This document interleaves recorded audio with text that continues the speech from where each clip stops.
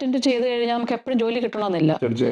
അതിനെ ഞാൻ ചെയ്തിരുന്ന ആദ്യമൊക്കെ ഞാൻ വിചാരിച്ചുകൊണ്ടിരുന്നത് എന്താ കാർഡിയോളജി എല്ലാം അറിയാവുന്നതാണ് എനിക്ക് കിട്ടും. പക്ഷെ അങ്ങനെയല്ല. എനിക്ക് എന്നെ കേൾക്കുന്ന നഴ്സിംഗ് ബാക്ക്ഗ്രൗണ്ട് ഉള്ളവരോട് പറയാനുള്ള ഒരു കാര്യം എന്ന് വെച്ച് കഴിഞ്ഞാൽ നമ്മൾ നൈറ്റ് ഷിഫ്റ്റ് മാത്രം ചെയ്ത് നമുക്കൊരു ഫ്യൂച്ചർ ഉണ്ടാവില്ല. ചെയ്തെടുത്ത് ചെന്നപ്പോൾ ഉള്ള ഒരു ബെനിഫിറ്റ് ഉണ്ടായെന്ന് വെച്ച് കഴിഞ്ഞാൽ അതാണ് ഞാൻ പറഞ്ഞ പല ജോലി മാറുന്നതിന്റെ ഗുണം ഞാൻ പറഞ്ഞതെന്ന് വെച്ചാൽ ഗൈനക്കോളജി, പീഡിയാട്രിക്സ്, മെന്റൽ ഹെൽത്ത് ഇത് കംപ്ലീറ്റ് നന്നായിട്ട് പഠിക്കാൻ പറ്റി എനിക്ക് അവിടെ. കാരണം എനിക്ക് ചെയ്യേണ്ടി.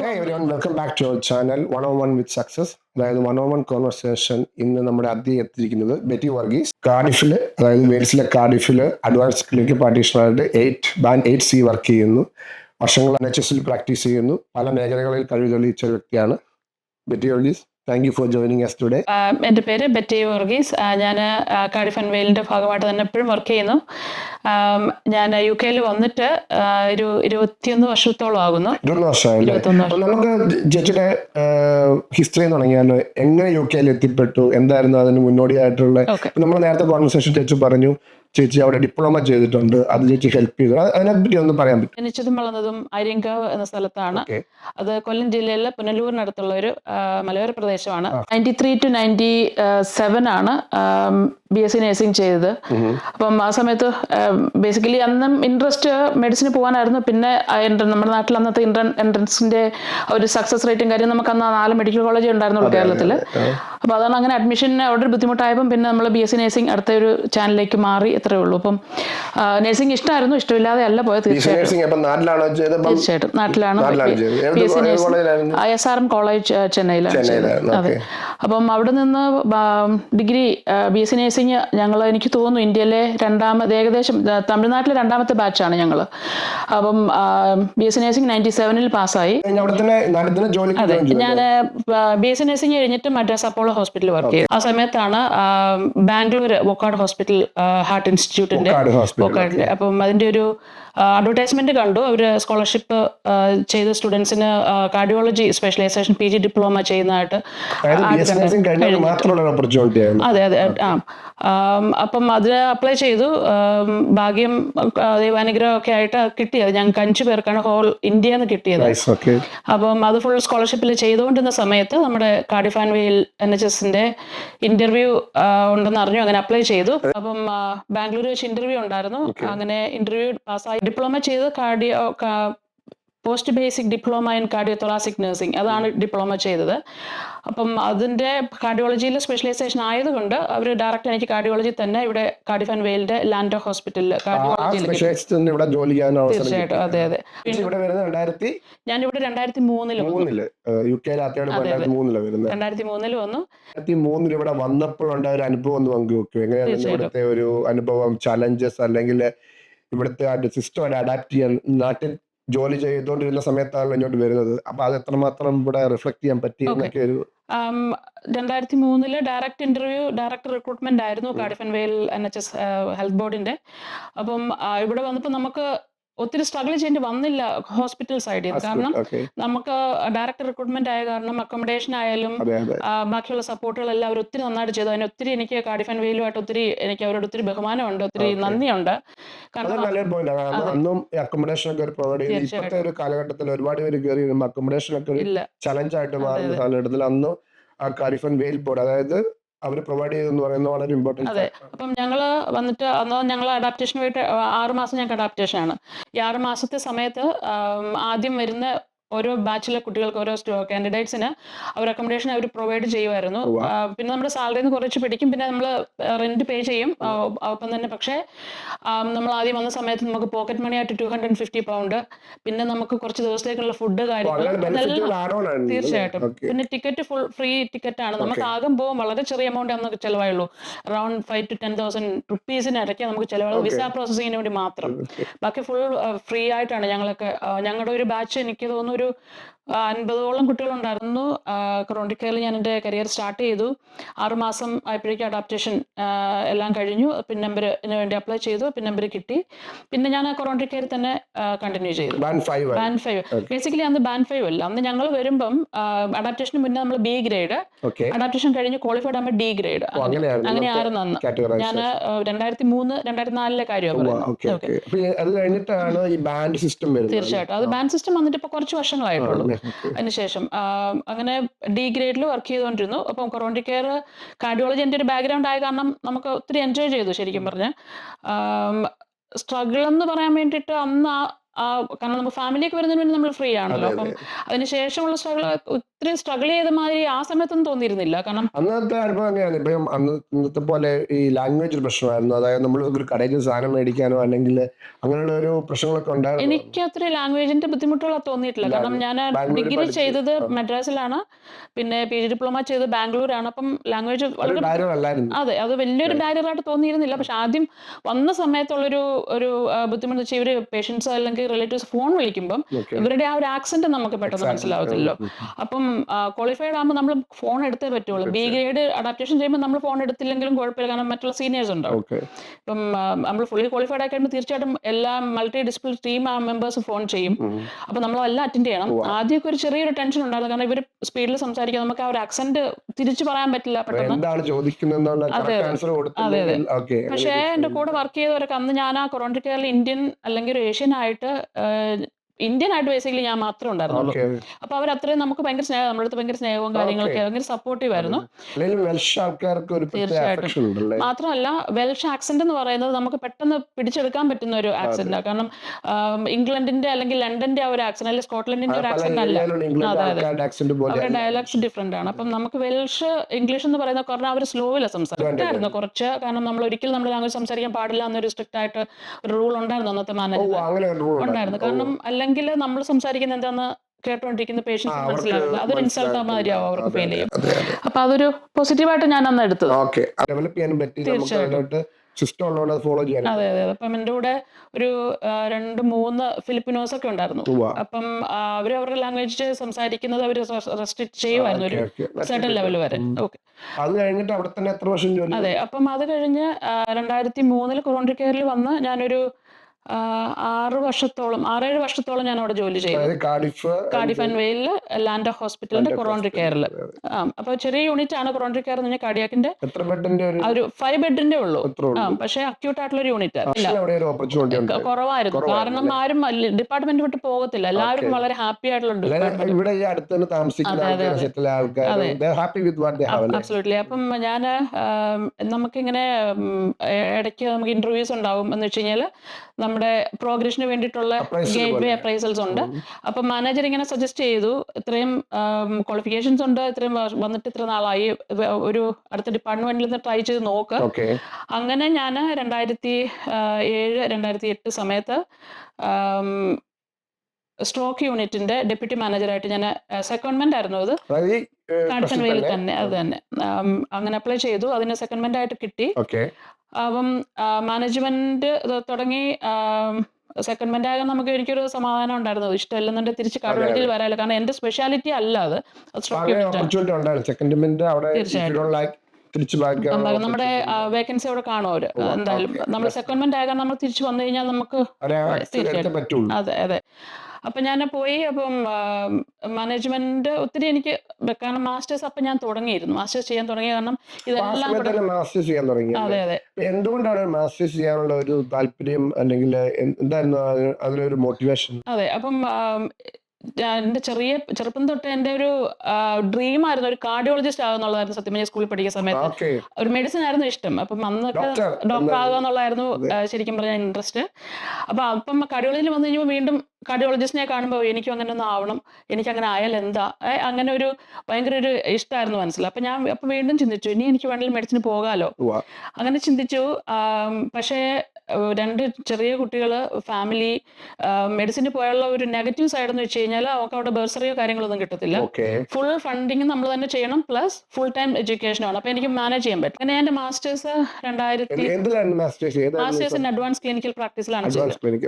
അതാണ് അന്ന് ആ വർഷം ആ കോഴ്സ് ഇൻട്രൊഡ്യൂസ് ചെയ്തോളായിരുന്നുള്ളൂ. ഈ ഒരു കോഴ്സ് ചെയ്യുമ്പോൾ ഒബിയസ്ലി ഫൈനാൻഷ്യൽ ഇഷ്യൂസ് ഉണ്ടാവുമല്ലോ, നമ്മൾ തന്നെ ഫീസ് കൊടുക്കണം. അപ്പൊ NHS ഫണ്ടിങ് സീക്ക് ചെയ്തിരുന്നു, അതായത് മാനേജറോട് സംസാരിച്ച് ഇങ്ങനെ ഒരു ഓപ്പർച്യൂണിറ്റി ഉണ്ട്, എനിക്ക് കോഴ്സ് ചെയ്യാൻ താല്പര്യമുണ്ട്, NHS എന്തെങ്കിലും ഫണ്ട് ചെയ്യുമെന്ന് അങ്ങനെ ഒരു ചോദിച്ചിരുന്നു ഞാൻ ഈ മാസ്റ്റേഴ്സ് ചെയ്യുന്നതിന് മുന്നേ കാർഡിയോളജിയുടെ അടുത്ത് വേറെ ഡിപ്ലോമ കാർഡിഫ് യൂണിവേഴ്സിറ്റി ചെയ്തിരുന്നു. ഓക്കെ അത് കൊറോണറി കെയർ എനിക്ക് സപ്പോർട്ട് ചെയ്തിരുന്നു. ഓക്കെ കാരണം അത് ആ ആ യൂണിറ്റിനെ മാനേജ് ചെയ്യാൻ പറ്റുന്ന ഫണ്ടിങ് ഉള്ള കോഴ്സുകളാണ്. ഓക്കെ ഓക്കെ അപ്പൊ അതാണ് കാർഡിയോളജി ഡിപ്ലോമ വീണ്ടും അവർ സപ്പോർട്ട് ചെയ്തു. ഞാൻ സപ്പോർട്ട് പോയി ചെയ്തു. പഠിച്ചു. 2008 ഞാൻ അതിന് നല്ല മാർക്കോടുകൂടി പാസ്സായി. ഓക്കെ അപ്പൊ അതും എൻ്റെ ഒരു ട്രാക്ക് റെക്കോർഡ് ഓൾറെഡി there അല്ലേ? യെസ് അപ്പം അതും എനിക്കൊരു മോട്ടിവേഷൻ ആയിരുന്നു. അപ്പൊ എനിക്കും ഈ യൂണിവേഴ്സിറ്റിയിൽ പോയി പഠിക്കാൻ പറ്റും തീർച്ചയായും. എന്നൊരു കോൺഫിഡൻസ് എനിക്ക് മനസ്സിലുണ്ടായി.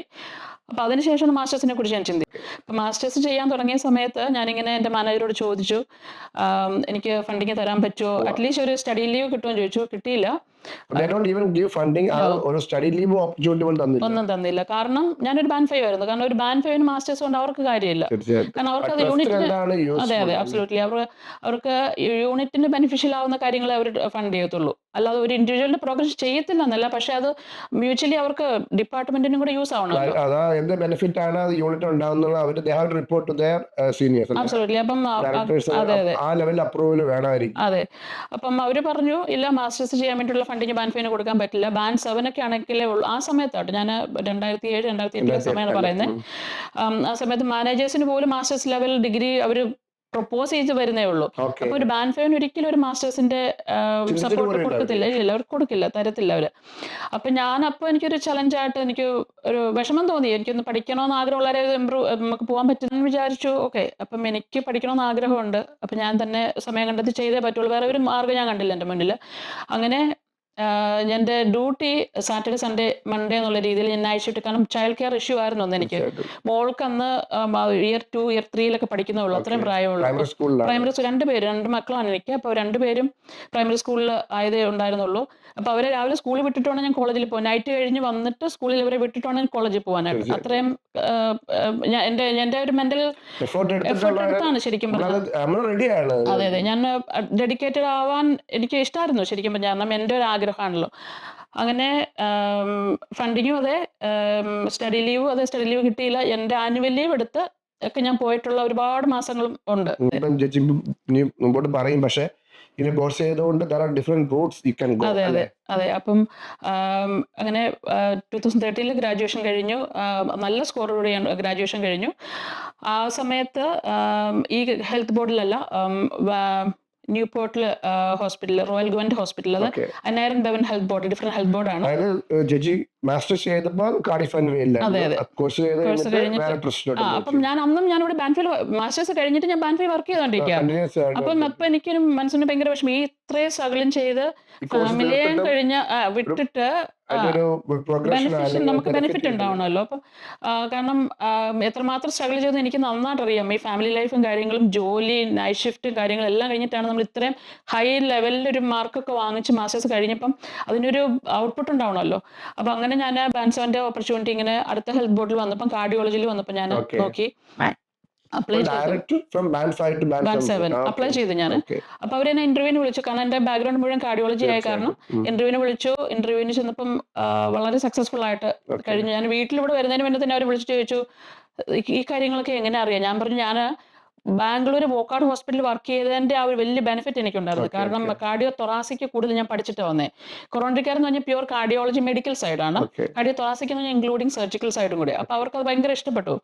അങ്ങനെ അവരെനിക്ക് band 7 post band 5 direct band 7 കയറി. നാട്ടിൽ ചെയ്ത എക്സ്പീരിയൻസ് നമുക്ക് ഇവിടെ യൂസ്ഫുൾ ആയി. തീർച്ചയായിട്ടും എപ്പോഴാണ് നമുക്കത് ഉപകാരപ്പെടുക നമുക്കറിയത്തില്ല. തീർച്ചയായിട്ടും അതെ അതെ. അപ്പം ബാൻഡ് 7 കയറി റോയൽ ഗവൺമെന്റ് ഹോസ്പിറ്റലിൽ കയറി. അവിടെ ഒരു 2.5-3 വർഷത്തോളം ഞാൻ അവിടെ ജോലി ചെയ്തു. അത് ബാൻഡ് 7 ജോലിയാണെങ്കിൽ വളരെ അല്ല. ഇപ്പം മാസ്റ്റേഴ്സിന്റെ ലെവൽ എന്ന് പറയുന്നത് മാനേജ്മെന്റ് ഒരു പില്ലർ മാത്രമാണ്. അപ്പം നമ്മുടെ അഡ്വാൻസ് ക്ലിനിക്കൽ പ്രാക്ടീസ് മാസ്റ്റേഴ്സ് എന്ന് പറയുന്നത് നമുക്ക് 4 പില്ലേഴ്സ് നമുക്ക് ഫുൾഫിൽ ചെയ്യണം. ഒന്ന് മാനേജ്മെന്റ്, അതിന്റെ അടുത്ത പില്ലർ എന്ന് പറഞ്ഞാൽ ക്ലിനിക്കൽ സൈഡ്, മൂന്നാമത്തെ പില്ലർ എന്ന് പറയുന്നത് എഡ്യൂക്കേഷൻ, 4മത്തെ റിസർച്ച്. മാത്രമല്ല നമ്മൾ ഈ എല്ലാ പില്ലേഴ്സിന്റെയും എവിഡൻസ് കാണിക്കുമ്പോൾ ക്ലിനിക്കൽ സൈഡ് ആണെങ്കിൽ ഞാൻ ക്ലിനിക്ക് കണ്ടക്ട് ചെയ്യുന്നതിന്റെ എവിഡൻസ് ഉണ്ട്, പേഷ്യന്റ് സാറ്റിസ്ഫാക്ഷൻ സർവേസ് ഉണ്ട്, എല്ലാം ഉണ്ട്, ടീച്ചിങ് എല്ലാം. അപ്പൊ ഞാനിങ്ങനെ എമർജൻസി ഡിപ്പാർട്ട്മെന്റ് വർക്ക് ചെയ്യുമ്പോൾ ഞാൻ വിചാരിച്ചു നമ്മൾ ഈ അവിടെ വരുന്ന പേഷ്യൻസ് പറയാം നാളെ നിങ്ങൾ പോയി GP കാണാൻ, എന്തെങ്കിലും പ്രോബ്ലം ഉണ്ട് GP കാണാൻ. ഇങ്ങനെ അപ്പൊ എന്താണ് അവിടെ സംഭവിക്കുന്നത് എനിക്കറിയില്ല. അതെനിക്ക് ഭയങ്കര ക്യൂരിയോസിറ്റി ആയിരുന്നു. ഇവിടെ പോയി എന്താ അവിടെ പറയുന്നത്, ഈ GPs അവിടെ എന്താ ചെയ്യുന്നത്. ഓക്കെ. അപ്പോൾ എനിക്കിങ്ങനെ മനസ്സിൽ ഭയങ്കര ആഗ്രഹം തോന്നി. അപ്പോൾ ഞാനിങ്ങനെ എൻ്റെ കൂടെ ഉള്ളൊരു കൺസൾട്ടൻ്റ് ഉണ്ടായിരുന്നു ഏനയിൽ. അപ്പോൾ ഞാനിങ്ങനെ പറഞ്ഞപ്പോഴോട് പറഞ്ഞു അതൊന്നും വേണ്ട, ഹോസ്പിറ്റലിൽ നില്ല, അതല്ലേ നല്ലതെന്നൊക്കെ പറഞ്ഞിട്ട് ഇങ്ങനെ പുള്ളി നമ്മളോട് നിൽക്കാൻ വേണ്ടിയിട്ട് പറഞ്ഞാണ്. പക്ഷേ ഞാനിങ്ങനെ അപ്ലൈ ചെയ്തു സർജറിയിൽ, GP സർജറിയിൽ അപ്ലൈ ചെയ്തു. അതായത് അവിടെ നിന്നൊരു നെക്സ്റ്റ് സ്റ്റെപ്പ്. അതെ തീർച്ചയായിട്ടും. ഞാൻ അങ്ങനെ GP സർജറിയിൽ കാർഡിഫിൽ തന്നെയുള്ള പിൻലാൻഡ് സർജറി പിൻലാൻഡ്, അവിടെയാണ് ഞാൻ എൻ്റെ GP സർജറിയിൽ ജോലി ആദ്യമായിട്ട് തുടങ്ങുന്നത്. പിന്നെ ഹോസ്പിറ്റൽ വിട്ടു നമ്മൾ GP സർജറിയിലേക്ക് വന്നു.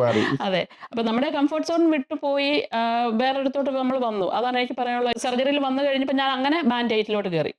ഹോസ്പിറ്റലിൽ റോയൽ ഗ്ലാമിൽ ബാൻഡ് 7 ആയിരുന്നു. അവിടുന്ന് നേരെ ബാൻഡ് 8 അതായത് കംഫർട്ട് സോൺ മാറുന്നത് കൊണ്ടുള്ള ബെനിഫിറ്റ് ആണ്, നമുക്കൊരു പ്രോഗ്രഷൻ കിട്ടി. സർജറി കയറി കഴിയുമ്പോൾ കംപ്ലീറ്റ് ഡിഫറെന്റ് വേൾഡ് ആണ് അല്ലേ? തീർച്ചയായിട്ടും. Cover A to Z. അതെനിക്ക് ശരിക്കും ഭയങ്കര ടെൻഷൻ ആയിപ്പോയി ആദ്യമൊക്കെ. കാരണം നമ്മൾ ഈ ഹോസ്പിറ്റലിൽ ഒരു ടീമിനോട് വർക്ക് ചെയ്യുന്ന പോലെയല്ല സർജറി വരും. നമ്മൾ തന്നെ നമ്മുടെ റൂമിലുള്ളൂ. ഏത് സ്പെഷ്യാലിറ്റി വേണമെങ്കിലും വരാം നമുക്ക്, നമ്മൾ മാനേജ്. അപ്പം ഞാൻ ആദ്യമായിട്ട് ജോലി ചെയ്ത സമയത്ത് എനിക്ക് ഭയങ്കര ടെൻഷനാണ് ആദ്യം. കാരണം ചെറിയൊരു ഇയറേക്ക് വന്നാൽ അത് ഇനി എങ്ങനെ ആയിരിക്കും ചെയ്യുന്നത്, ENT എക്സ്പീരിയൻസ് എനിക്കില്ല.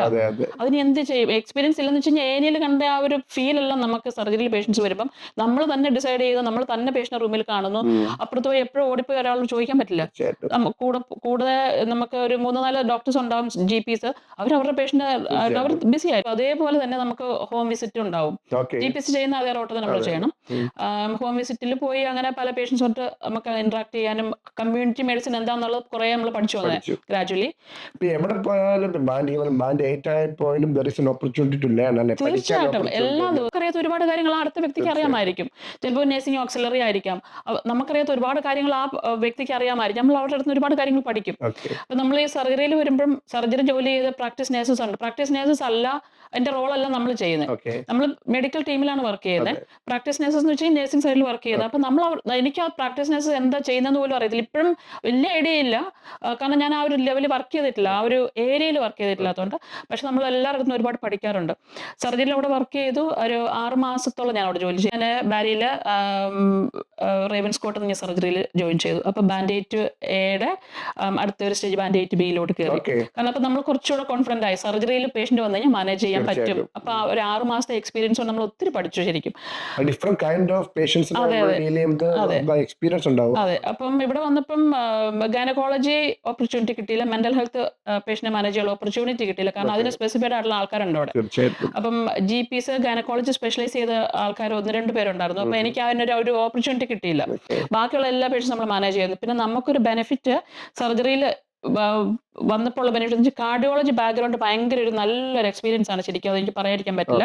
ഇന്ത്യയിൽ നിന്ന് വൊക്കാട് ഹോസ്പിറ്റലിൽ പഠിച്ചതിന്റെ PG ഡിപ്ലോമ ചെയ്തതിന്റെ എക്സ്പീരിയൻസും നോളജും തിയറി ഉൾപ്പെടെ നമുക്ക് നന്നായിട്ട് പഠിച്ചു വന്നതുകൊണ്ടും, അതിനുശേഷം ഇവിടെ വന്ന് കാർഡിയോളജി വീണ്ടും കാർഡിഫ് യൂണിവേഴ്സിറ്റി ചെയ്തതുകൊണ്ടും, പിന്നെ കാർഡിയോളജിയിൽ ANP ആയിട്ട് വർക്ക് ചെയ്തതുകൊണ്ടും, ഇത് മുഴുവൻ കാർഡിയോളജിയാണ് നമ്മൾ ശരിക്കും പറഞ്ഞാൽ. നമുക്ക് ഞാൻ ഒരു കാർഡിയോളജി നോളജ് നമുക്കൊന്നും ഇല്ല, പക്ഷെ നമുക്ക് നമ്മുടെ ലെവലുള്ള നോളജ് ഉണ്ട് കേട്ടോ. അപ്പം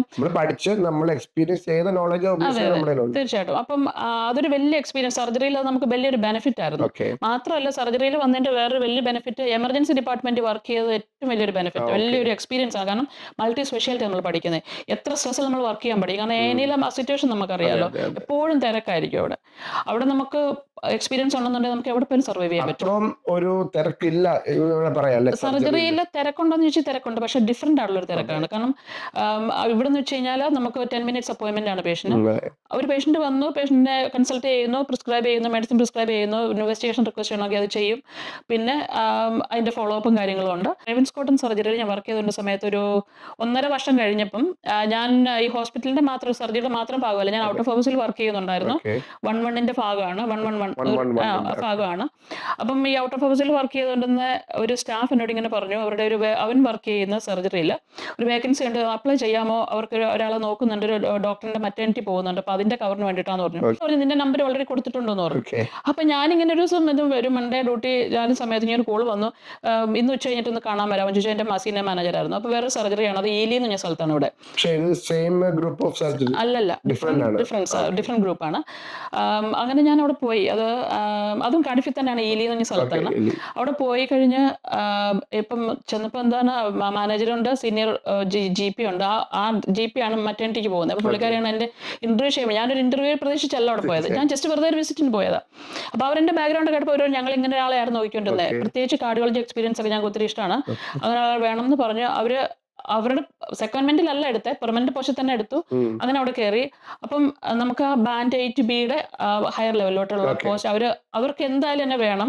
അവർ എത്ര സാലറിയാണ് തരാൻ റെഡി ആയിട്ടുള്ള രീതിയിലാണ് നമ്മൾ ഓഫർ ചെയ്തത്. അപ്പോൾ വീട്ടിൽ എഴുതാൻ വേണ്ടി നമുക്ക് ഓഫർ ലെറ്റർ വന്നു. തീർച്ചയായിട്ടും. പിന്നെ അവസാനം എനിക്ക് കൺഫ്യൂഷനായി, കാരണം ഞാൻ പ്രീവിയസ് വർക്ക് ചെയ്തെന്നത് ഞാൻ വളരെ ഹാപ്പി ആയിരുന്നു. ഇനി എന്തിന് ഞാൻ പോകുന്നു ഒരു ഫീലായി. അപ്പോൾ എൻ്റെ കൂടെ വർക്ക് ചെയ്ത സീനിയർ GPസിനോട് ചോദിച്ചപ്പം അവർ പറഞ്ഞത്, നമുക്ക് അത്രയും സാലറി ഓഫർ ചെയ്യാൻ ഉള്ള ഫണ്ട് നമുക്കില്ല, നിനക്ക് അത് കിട്ടുന്നെങ്കിൽ തീർച്ചയായിട്ടും പോകും, അത് കഴിഞ്ഞ് പിന്നെ ഇഷ്ടമില്ലെന്നുണ്ടെങ്കിൽ എപ്പോൾ വേണം തിരിച്ചു വരാം. Okay. അത്ര ഒരു വെൽക്കമിങ് ആയിട്ട് അവർ എന്നോട് പറഞ്ഞു. അപ്പോൾ എനിക്കൊരു കുറച്ചൊരു കോൺഫിഡൻസ് ആയി. അങ്ങനെ ഞാൻ അവിടെ പോയി. അതുകൊണ്ട് എനിക്ക് വീട്ടിൽ കുറേ കാര്യങ്ങൾ ബെനിഫിറ്റ് ആയി. കാരണം കൊച്ചിനെ സ്കൂളിൽ കൊണ്ടുവിട്ടിട്ട് ഫ്ലെക്സിബിലിറ്റി ഉണ്ടായിരുന്നു. പിന്നെ സ്കൂളിനടുത്തേക്കായിരുന്നു ആ Okay. സർജറി. അപ്പോൾ എനിക്ക് കുറച്ച് ദൂരം ട്രാവൽ ചെയ്താൽ മതിയായിരുന്നു. അങ്ങനെ എന്നോട് വർക്ക് ചെയ്ത അപ്പോഴാണ് ഇപ്പം ഞാൻ വർക്ക് ചെയ്തുകൊണ്ടിരിക്കുന്ന സർജറിയിലോട്ടുള്ള ഒരു ഓപ്പർച്യൂണിറ്റി കാണുന്നത്. കാരണം ഇപ്പം ഞാൻ ജോലി ചെയ്തുകൊണ്ടിരുന്ന സർജറി എന്ന് പറഞ്ഞാൽ പണ്ട് തൊട്ട് എനിക്ക് വലിയൊരു ഇഷ്ടമുള്ളൊരു സർജറി ആയിരുന്നു. ഭയങ്കര ഡ്രീം ആയിരുന്നു അവിടെ വർക്ക് ചെയ്യാനായിട്ട്. കാരണം അവർക്ക് നല്ലൊരു സർജറി, നല്ലൊരു ബിൽഡിങ്, കാര്യങ്ങൾ, ക്യാമ്പസ്, ചെറിയ അങ്ങനെ അതെന്തോ എനിക്ക് ആ സർജറിയോട് ഒരു അട്രാക്ഷൻ തോന്നുമായിരുന്നു. കാരണം അത് മാത്രമല്ല, ഈ കോവിഡിന്റെ സമയത്ത്, കോവിഡ് തുടങ്ങുന്നതിന് മുന്നേ നമ്മൾ ഈ വിന്റർ സമയത്ത് വിന്റർ പ്രഷർ കുറയ്ക്കാൻ വേണ്ടിയിട്ട് ഹബ്ബുകൾ സ്റ്റാർട്ട് ചെയ്യും കമ്മ്യൂണിറ്റിയിൽ. എന്ന് വെച്ചാൽ ഹബ്ബ് എന്ന് വെച്ച് കഴിഞ്ഞാൽ ഒരു 7, 8, 9 സർജറിയൊക്കെ പേഷ്യൻസിനെ മുഴുവൻ നമ്മൾ കാണും. എന്ന് വെച്ച് കഴിഞ്ഞാൽ GP സർജറിയിൽ നമുക്ക് എല്ലാ പേഷ്യൻസും പറ്റത്തില്ല. അപ്പോൾ ഓവർഫ്ലോ വരുന്ന പേഷ്യൻസിനെ മാനേജ് ചെയ്യാൻ വേണ്ടിയിട്ടാണ് ഒരു ഹബ്ബ് തുടങ്ങുന്നത്. ഓരോ ഏരിയയിൽ ഹബ്ബ് തുടങ്ങും. അപ്പോൾ ഈ ബാരിയിലുള്ള ഹബ്ബിൽ ഞാൻ വർക്ക് ചെയ്തിട്ടുണ്ട്. അത് ഞാൻ നേരത്തെ വർക്ക് ചെയ്തിരുന്ന സർജറിയുടെ ഡോക്ടേഴ്സ് എല്ലാവരും കൂടെ ചേർന്ന് നടത്തിക്കൊണ്ടിരുന്നത്. അപ്പോൾ എനിക്ക് അവിടെ എക്സ്പീരിയൻസ് ഉണ്ടായിരുന്നു. അപ്പം അവിടെ ഞാൻ ജോലി ചെയ്ത സമയത്ത് എൻ്റെ കൂടെ വർക്ക് ചെയ്തൊരു സീനിയർ GP ആണ് ഞാൻ ഇപ്പം വർക്ക് ചെയ്തുകൊണ്ടിരിക്കുന്ന സർജറിയുടെ മെയിൻ പാർട്ട്ണർ. പുള്ളിക്ക് എന്നെ നന്നായിട്ട് അറിയാം. അപ്പോൾ ഇങ്ങനെ ഒരു വേക്കൻസി വരുന്നപ്പോൾ ഹസ്ബൻഡ് എന്നോട് പറഞ്ഞു, ഇങ്ങനെ ഒരു വേക്കൻസി അവിടെ വന്നിട്ടുണ്ട്. അത് ഹൈലൈറ്റ് പാർക്ക് എന്നാണ് സർജറിയുടെ പേര്. വന്നിട്ടുണ്ട് ബാരി തന്നെ. അത് ഇവിടുന്ന് എൻ്റെ വീട്ടിൽ നിന്ന് ഇപ്പോൾ എനിക്കൊരു 5 മിനിറ്റ് ഡ്രൈവ് ചെയ്യും. 5 മിനിറ്റ് താഴെ ഉള്ളൂ, വളരെ അടുത്താണ്. അപ്പോൾ എന്നോട് ഇങ്ങനെ വേക്കൻസി വന്നിട്ടുണ്ടെന്ന് പറഞ്ഞു. അപ്പോൾ ഞാൻ അപ്ലൈ ചെയ്തൊന്നുമില്ല. ഞാൻ വെറുതെ മെസ്സേജ്, എനിക്ക് നമ്പർ അറിയാം, ഞങ്ങൾക്ക് പേഴ്സണൽ കോൺടാക്ട് ഉണ്ടായിരുന്നു. അപ്പോൾ ഞാനിങ്ങനെ മെസ്സേജ് ചെയ്ത് വേക്കൻസി കണ്ടു, ഞാൻ അപ്ലൈ ചെയ്യട്ടെ. എന്നോട് ആപ്ലിക്കേഷൻ പോലും ഇടണ്ട, നീ അടുത്ത ദിവസം എന്ന് പറഞ്ഞു. എന്ന് വെച്ചാൽ ഞാൻ അപ്ലൈ ചെയ്തില്ല, അറിയാം, എന്റെ സ്കില്ല് പുള്ളി കണ്ടിട്ടുണ്ട്. അപ്പം ഞങ്ങൾ ഒന്നിച്ച് വർക്ക് ചെയ്തതുകൊണ്ട് തന്നെ അറിയാം. അപ്പം അന്ന് വൈകിട്ട് തന്നെ എനിക്ക് ഓഫർ ലെറ്ററും വന്നു. ഞാൻ അപ്ലിക്കേഷൻ ഇട്ടില്ല, പക്ഷെ നമുക്ക് അറിയാവുന്നത് കാരണം പുള്ളി ഇങ്ങനെ അഡ്വർടൈസ് ചെയ്തു, പക്ഷെ ജോലി ഓഫർ ചെയ്തു. അത് ബാൻഡ് 8Cയിലാണ് ഞാൻ കയറിയത്. ഇപ്പോൾ ഞാൻ ബാൻഡ് 8Cയിൽ വർക്ക് ചെയ്തുകൊണ്ടിരിക്കുകയാണ്. അതിൻ്റെ ഒരു ഇപ്പം ഞാൻ ഇതിന് മുന്നേ ജോലി ചെയ്തിടത്ത് ചെന്നപ്പോൾ ഉള്ള ഒരു ബെനിഫിറ്റ് ഉണ്ടായെന്ന് വെച്ചാൽ, അതാണ് ഞാൻ പറഞ്ഞ പല ജോലി മാറുന്നതിൻ്റെ ഗുണം ഞാൻ പറഞ്ഞതെന്ന് വെച്ചാൽ, ഗൈനക്കോളജി, പീഡിയാട്രിക്സ്, മെന്റൽ ഹെൽത്ത്, ഇത് കംപ്ലീറ്റ് നന്നായിട്ട് പഠിക്കാൻ പറ്റി എനിക്ക് അവിടെ. കാരണം എനിക്ക് ചെയ്യേണ്ടി വന്നു. എനിക്ക് ഓപ്ഷൻ ഇല്ലായിരുന്നു. ഇല്ല, നമ്മൾ ചെയ്തേ പറ്റൂ. കാരണം ഞാൻ കയറിയത് മെറ്റേണിറ്റി കവർ, GPയുടെ മെറ്റേണിറ്റി കവറിൽ ഞാൻ കയറിയത്. ബേസിക്കലി ആ പേഷ്യൻസ് എല്ലാം നമ്മൾ മാനേജ് ചെയ്തേ പറ്റുള്ളൂ.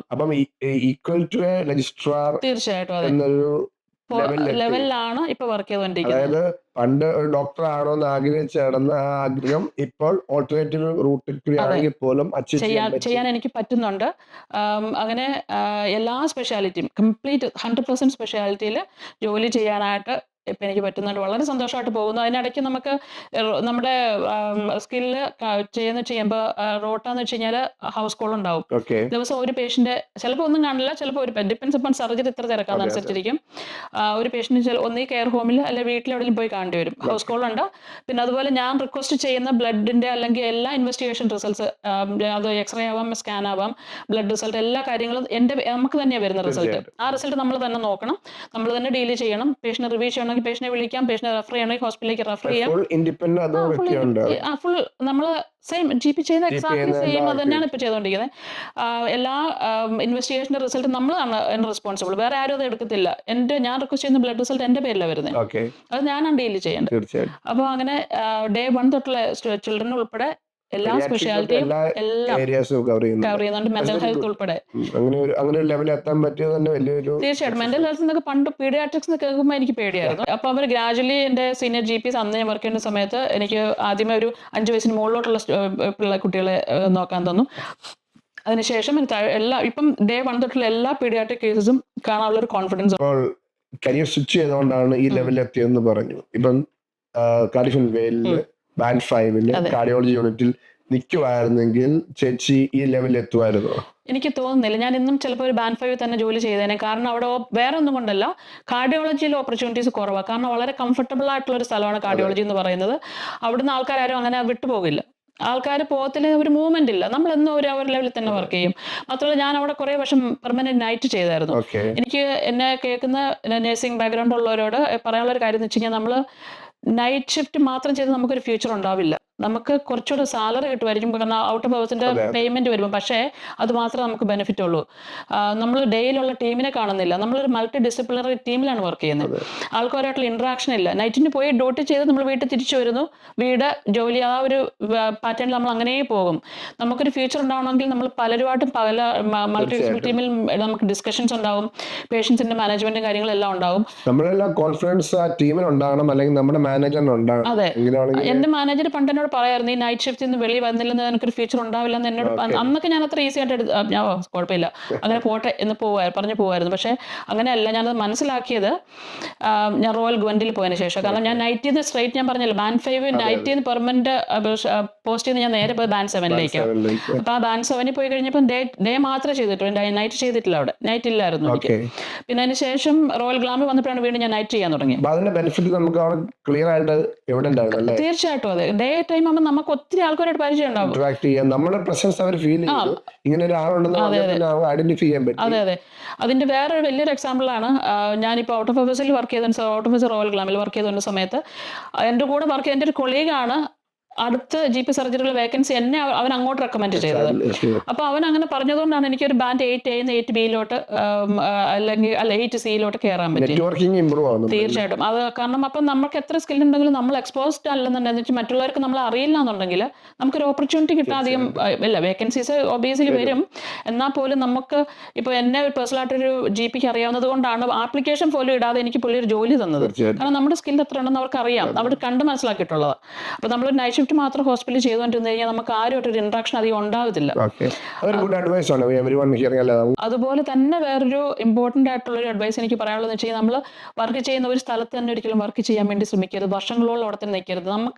നമുക്കൊക്കെ ഇപ്പം എല്ലാവർക്കും അതെ, നമ്മൾ കംഫർട്ടബിൾ ആണെങ്കിൽ നമ്മൾ അവിടെ തന്നെ നിന്ന് പോകും. പക്ഷേ അതിന്റെ ഒരു നെഗറ്റീവ് സൈഡ് എന്ന് വെച്ച് കഴിഞ്ഞാൽ നമുക്കൊരു പ്രോഗ്രഷൻ ഇല്ല, പിന്നെ നമ്മളവിടെ സ്റ്റക്ക് ആയി പോകും. അതിന് വെളിയിൽ വരാൻ വേണ്ടി ഒരു മനസ്സ് നമുക്കുണ്ടാവണം. അതാണ് എനിക്ക് അതിന്റെ ഒരു കാര്യം എനിക്ക് പറയാനുള്ളത് വെച്ച് കഴിഞ്ഞാൽ, ബാൻഡ് 5 കാർഡിയോളജിയിൽ ലാൻഡോക്കിൽ അല്ലെങ്കിൽ കാർഡിഫനവിൽ വർക്ക് ചെയ്തുന്ന സമയത്ത് ഇവിടുന്ന് എങ്ങനെ വെളിയിലോട്ട് പോകാം. അന്നൊക്കെ എനിക്ക് ഡ്രൈവ് ചെയ്യാൻ അറിയില്ല, എനിക്ക് മോട്ടോർ വേ ഡ്രൈവ് ചെയ്യാൻ പേടിയാണ്. എനിക്ക് പേടിയാണ് ശരിക്കും പറഞ്ഞാൽ. ഞാൻ അങ്ങനെ പോയിട്ടില്ല. അപ്പൊ ഞാൻ എന്ത് ചെയ്യുന്ന വെച്ചാൽ, ഞാനൊരു ഏജൻസി ജോയിൻ ചെയ്തു. ഏജൻസി ജോയിൻ ചെയ്യുന്നത് ഇതിനുവേണ്ടി മാത്രമാണെന്നല്ല ഞാൻ പറയുന്നത്, അത് പൈസ ഉണ്ടാക്കാൻ വേണ്ടി തന്നെ നമ്മളെല്ലാവരും പോകുന്നത് ഒബിയസ്ലി. അപ്പം ഞാൻ ഏജൻസി ജോയിൻ ചെയ്തപ്പോൾ അവരെനിക്കൊരു ഉച്ച കഴിഞ്ഞിട്ടുള്ള ഷിഫ്റ്റ് വന്നു കാർഡിയോളജിയിൽ റോയൽ ഗ്വൻഡിൽ. ആ സമയത്താണ് എൻ്റെ ഇന്റർവ്യൂ കഴിഞ്ഞിട്ട് സമയത്ത്. അപ്പം ഞാൻ അതിനെ പോസിറ്റീവായിട്ട് എടുത്തു. എനിക്ക് ശരിക്കും ടെൻഷനുണ്ട്, എങ്ങനെ പോകുമെന്ന് എനിക്കറിയത്തില്ല, എവിടെ കൊണ്ട് വണ്ടി പാർക്ക് ചെയ്യുമെന്ന് അറിയത്തില്ല, ഒരു ടെൻഷനുണ്ട്. പക്ഷേ ഞാൻ ധൈര്യം സംഭരിച്ച് പോയി. അവിടെ ചെന്നിപ്പോൾ പാർക്കിംഗ് ഒന്നും കിട്ടിയില്ല. എവിടെയോ വണ്ടി കൊണ്ട് പാർക്ക് ചെയ്തിട്ട് 1 മണിക്ക് ഡ്യൂട്ടിക്ക് പറഞ്ഞാൽ ഞാൻ 2 മണിക്ക് ഡ്യൂട്ടിക്ക് കയറിയെന്ന്. അന്ന് എനിക്ക് ഭയങ്കര ടെൻഷൻ, കാരണം സ്റ്റാഫ് എങ്ങനെ ഉണ്ടാവും എന്നറിയില്ല. അവിടെ ഉള്ള ഒരു ഏജൻസി സ്റ്റാഫ് ആകുമ്പോൾ അവർ ഒത്തിരി എക്സ്പെക്ട് ചെയ്യും. നമ്മുടെ ഒരു റെഗുലർ സ്റ്റാഫിൻ്റെ അടുത്തുള്ള മാതിരിയല്ല ഏജൻസിയായിട്ട് നമ്മൾ ചെല്ലുമ്പം. അവർ നമ്മളെ ഒരു സ്ട്രേഞ്ചറായിട്ട് തന്നെയാണ് കാണുന്നത് ആദ്യം ചെല്ലുമ്പം. പക്ഷേ ഞാൻ അങ്ങനെ പോയി പഠിച്ചത് കൊണ്ടാണ് എനിക്ക് ആ ഹോസ്പിറ്റൽ എങ്ങനെയാണെന്ന് ഞാൻ അവിടെ ജോയിൻ ചെയ്തതിന് മുന്നേ എനിക്ക് അറിയാൻ പറ്റി. അതായത് നമ്മൾ എത്ര കാൽക്കുലേഷൻ ചെയ്താൽ എത്ര സമയത്ത് അവിടെ ചെല്ലാൻ പറ്റും, ഇതെല്ലാം നമുക്ക് അറിയാൻ പറ്റി. അങ്ങനെ ആ ഒരു കംഫർട്ട് സോണിൽ നമ്മൾ വെളിയിൽ വരണം, അല്ലെന്നുണ്ടെങ്കിൽ നമുക്ക് ഒരിക്കലും ഒരു പ്രോഗ്രഷൻ ഉണ്ടാകുന്നത് എൻ്റെ അനുഭവത്തിൽ നിന്നാണ് ഞാൻ പറയുന്നത്. എനിക്ക് അങ്ങനെയാണ് ഫീൽ ചെയ്തിട്ടുള്ളത്. വളരെ ഇമ്പോർട്ടൻ്റ് ആയിട്ട് പോയിന്റ്സ് പറഞ്ഞു. വൺ മോർ പോയിന്റ്, ചേച്ചി പല ഇന്റർവ്യൂസ് അറ്റൻഡ് ചെയ്തല്ലേ, ബാൻഡ് 5, ബാൻഡ് 7, ബാൻഡ് 6, ബാൻഡ് 8. ഈ ഇന്റർവ്യൂസ് അറ്റൻഡ് ചെയ്യുമ്പോൾ ഒരുപാട് എക്സ്പീരിയൻസ് ഉണ്ട്. ഇപ്പം ഈ ഒരു പ്രോഗ്രഷൻ ആഗ്രഹിക്കുന്ന ആൾക്കാർക്ക് ചേച്ചിക്ക് പറഞ്ഞു കൊടുക്കാൻ പറ്റുന്ന ടിപ്സുകളുണ്ടോ? തീർച്ചയായിട്ടും. നമ്മളൊരു ഇന്റർവ്യൂ അറ്റൻഡ് ചെയ്ത് കഴിഞ്ഞാൽ നമുക്ക് എപ്പോഴും ജോലി കിട്ടണമെന്നില്ല. അതിന് ഞാൻ ചെയ്തിരുന്നത് ആദ്യമൊക്കെ ഞാൻ വിചാരിച്ചുകൊണ്ടിരുന്നത് എന്താ, കാർഡിയോളജി എല്ലാം അറിയാവുന്നതാണ് എനിക്ക് കിട്ടുമായിരുന്നു. പക്ഷെ അങ്ങനെയല്ല കേട്ടോ. നമ്മൾ പോകുന്നിടത്ത് എല്ലായിടത്തും നമ്മൾ ചിലപ്പോൾ സ്ട്രെസ് കാരണം നമ്മളെല്ലാം ആൻസർ പറഞ്ഞെന്ന് വരത്തില്ല. പകുതി കാര്യങ്ങൾ നമ്മൾ മറന്നു പോകും. പിന്നെ മാത്രമല്ല, നമ്മൾ പ്രതീക്ഷിക്കുന്ന ക്വസ്റ്റ്യനും അങ്ങനെ ആയിരിക്കത്തില്ല. അവർ ചിലപ്പോൾ ആ ആൻസർ ആയിരിക്കും പ്രതീക്ഷിക്കും, പക്ഷെ നമുക്കത് പെട്ടെന്ന് മനസ്സിലാവണമെന്നില്ല. അപ്പം ഞാൻ ഒരു 3-4 ഇന്റർവ്യൂ കഴിഞ്ഞ് കഴിഞ്ഞപ്പോൾ ഞാൻ ചെയ്തുകൊണ്ടിരുന്നത് എന്താണെന്ന് വെച്ച് കഴിഞ്ഞാൽ, വീട്ടിൽ വന്നു കഴിഞ്ഞാൽ അതങ്ങ് മറക്കാതെ എങ്ങനെയെങ്കിലും, അല്ലെന്നുണ്ടെങ്കിൽ ഇന്റർവ്യൂ കഴിഞ്ഞിട്ട് വന്ന് ആ സാധനം ആ ചോദിക്കുന്ന ക്വസ്റ്റ്യൻസ് ഞാൻ ബുക്കിനകത്ത് എഴുതി വെക്കും. എഴുതി വെച്ചിട്ട് അത് നമ്മൾ മറന്നു പോകുന്നതിന് മുന്നേ ചെയ്യും ഞാനത്. ആ ബുക്കിൽ എഴുതി വെച്ചിട്ട് അറിയാവുന്നവരോട് അല്ലെങ്കിൽ സീനിയേഴ്സ് ആയിട്ടുള്ള ആരെങ്കിലും ഉണ്ടെന്ന് അവരോട് ചോദിക്കും, നിങ്ങളാണെങ്കിൽ ഇതിന് എന്താ ആൻസർ പറയും. അപ്പൊ ഞാൻ അതിന്റെ ഉത്തരം എഴുതി വെക്കും. അടുത്ത പ്രാവശ്യം പോകുമ്പോൾ ഇതൊക്കെ തന്നെ ആയിരിക്കും അവർ ചോദിക്കുന്നത്. അപ്പൊ അങ്ങനെ ഒരു ടിപ്പ് ഞാൻ പഠിച്ചത്, ഇപ്പോഴും എഴുതിയ ചോദ്യങ്ങളൊക്കെ എവിടെയോ ഇരിപ്പുണ്ട് ഇവിടെ വീട്ടില്. അപ്പം അങ്ങനെ ഞാൻ ഒത്തിരി പ്രിപ്പയർ ചെയ്യും. നല്ലൊരു ടിപ്പാണ്. അല്ല, നമ്മളിപ്പം ഇന്റർവ്യൂവിന് നമുക്ക് കിട്ടിയില്ലെങ്കിൽ പോലും അതിൽ ഡിസ്ട്രാക്ട് ആകാതെ ആ ക്വസ്റ്റ്യൻസിന് ആൻസർ കണ്ടുപിടിക്കുക, prepare for the next one. അതെ അതെ തീർച്ചയായിട്ടും അത് ഞാൻ അങ്ങനെ ചെയ്തിട്ടുണ്ട്.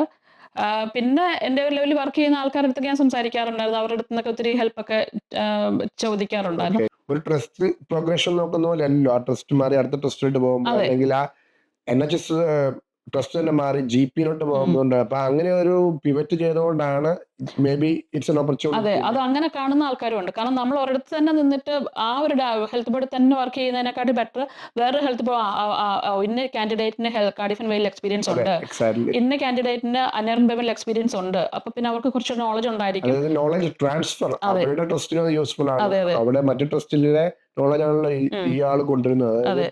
നേഴ്സിംഗ് സ്കിൽ മാത്രമല്ല, പക്ഷെ ആ ട്രസ്റ്റിന്റെ നോളജ് എല്ലാം ഉണ്ട്. കാരണം ഓരോരുത്തരുടെ ട്രെയിനിങ് കാര്യങ്ങളൊക്കെ എൻ്റെ ഡിഫറെന്റ് ആണ്. അത് നമുക്ക് പറയാൻ പറ്റുന്ന കാര്യം. കാരണം കാർഡിഫ് ആൻഡ് വെയിൽ കൊടുക്കുന്ന ആ ഒരു ലെവൽ ഓഫ് ട്രെയിനിങ് അല്ലെങ്കിൽ ഓപ്പർച്യൂണിറ്റി അല്ല അന്നേരം ഞാൻ കണ്ടിട്ടുള്ളത്. കാരണം നമ്മൾ കാർഡിഫിൽ നിന്ന് പോകുമ്പോൾ ഞാൻ കാർഡിഫിൽ നിന്നാണ്, നമ്മളാണ് ഇവിടുത്തെ ഇതെന്നുള്ള രീതിയിൽ പോകും. പക്ഷെ അങ്ങനെയല്ല, അവർക്ക് ഒരുപാട് ട്രെയിനിങ് ഓപ്പർച്യൂണിറ്റീസ് ഇവിടുത്തേക്കാട്ട് കൂടുതൽ ഞാൻ കണ്ടിട്ടുണ്ട്. അവിടെ അടുത്ത ഹെൽത്ത് ബോഡി വരുമ്പോൾ അവരുടെ സിസ്റ്റം എൻ്റെ ഡിഫറെന്റ് ആണ്. അപ്പോൾ അവർ നമ്മൾ എത്ര റെസ്പെക്ട് ചെയ്യും. അവിടുന്നും ഇവിടെ എല്ലായിടത്തും എക്സ്പീരിയൻസ് ഉള്ള ഒരാൾ എന്നുള്ള രീതി നമുക്ക് ശരിക്കും റെസ്പെക്ട് കിട്ടിയിട്ടുണ്ട്. അത് വലിയൊരു ടിപ്പാണ് എനിക്ക് പറയാനുള്ളത്. സമയം നമ്മളോട് സ്പെൻഡ് ചെയ്തതിനും ഇത്ര ടിപ്സുകൾ, ഇത്ര എക്സ്പീരിയൻസ് പറഞ്ഞു തന്ന ബെറ്റി ചേച്ചിക്ക് എല്ലാവിധ നന്ദിയും അതുപോലെ ഫ്യൂച്ചറിലേക്ക് എല്ലാവിധ ആശംസകളും നേരുന്നു. Thank you.